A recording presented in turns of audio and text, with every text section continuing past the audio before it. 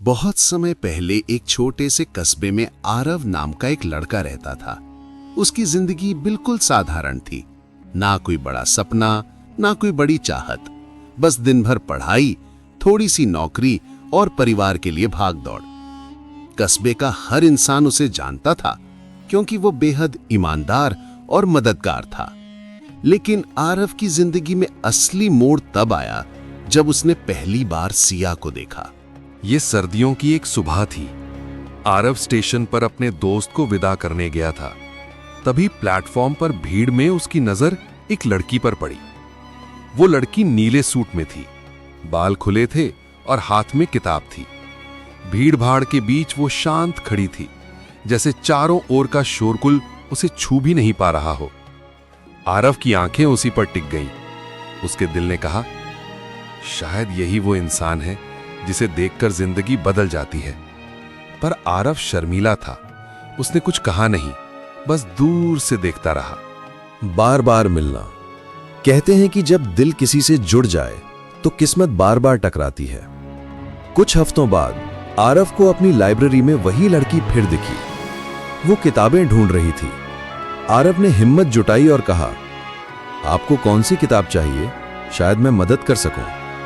लड़की मुस्कुराई और बोली, मुझे गालिब की शायरी चाहिए। बस उस मुस्कान ने आरव का दिल पूरी तरह से जीत लिया। दोस्ती की शुरुआत। धीरे धीरे उनकी बातचीत शुरू हुई। लाइब्रेरी, स्टेशन, रास्ते, हर जगह जैसे किस्मत उन्हें टकराती रही। आरव ने जाना कि लड़की का नाम सिया है। वो शहर के कॉलेज में पढ़ाई कर रही थी और सपने देखती थी एक अच्छे करियर के। आरव को उसकी हर बात अच्छी लगती। उसका मासूम हंसना, उसका किताबों से प्यार, उसका दूसरों की मदद करना। एक दिन आरव ने हिम्मत करके कहा, सिया, क्या हम दोस्त बन सकते हैं? सिया मुस्कुराई और बोली, दोस्ती ही हर रिश्ते की नींव होती है, क्यों नहीं? दिल का रिश्ता। दोस्ती कब प्यार में बदल गई, ये शायद दोनों को पता भी नहीं चला। आरव हर शाम उसे लाइब्रेरी तक छोड़ाता। रास्ते में घंटों बातें होती। सिया अपनी छोटी छोटी परेशानियां बताती और आरव उन्हें सुनकर हल्का कर देता। सिया अक्सर कहती, आरव, तुमसे बात करके लगता है जैसे दुनिया की सारी टेंशन खत्म हो गई। आरव बस मुस्कुरा कर रह जाता, मगर उसके दिल में तूफान था। वो कहना चाहता था कि सिया, मैं तुम्हें चाहता हूं, पर डरता था कि कहीं दोस्ती ही ना खो दे। इजहार मोहब्बत। एक दिन वसंत का मौसम था। फूलों से भरा बाग, हल्की हवा और डूबता सूरज। आरव ने तय किया, आज वो सब कह देगा। वो सिया को बाग में ले गया। दोनों एक पेड़ के नीचे बैठे। आरव ने कांपते हुए कहा, सिया, मुझे तुमसे कुछ कहना है, बहुत दिनों से दिल में दबा रखा है। सिया चुप रही। उसकी आंखें आरव पर टिक गईं। आरव ने हिम्मत जुटाई, सिया, मुझे लगता है कि मैं तुम्हारे बिना अधूरा हूं। मैं तुमसे प्यार करता हूं। कुछ पल सन्नाटा छा गया। हवा जैसे थम गई। फिर सिया धीरे से मुस्कुराई और बोली, आरव, मुझे भी तुमसे यही कहना था। मैं भी तुम्हें चाहती हूं। उस पल दोनों की आंखों में आंसू थे, लेकिन दिल में सिर्फ खुशी। मुश्किलें। प्यार की राह आसान कहां होती है। सिया एक पढ़े लिखे संपन्न परिवार से थी। आरव गरीब था। छोटे से घर में अपने माँ बाप की मदद करता था। जब उनके परिवारों को यह रिश्ता पता चला, सिया के घर में हंगामा हो गया। उसके पापा बोले, हमारी बेटी किसी गरीब लड़के से शादी नहीं करेगी। सिया रो पड़ी, लेकिन उसने साफ कहा, पापा, अगर शादी करनी है तो आरव से ही करूंगी, वरना नहीं। आरव के घर वाले भी डर गए। उन्होंने कहा, बेटा, हम कहां मुकाबला कर पाएंगे, छोड़ दो ये सपना। पर प्यार हार मानने के लिए नहीं होता। संघर्ष।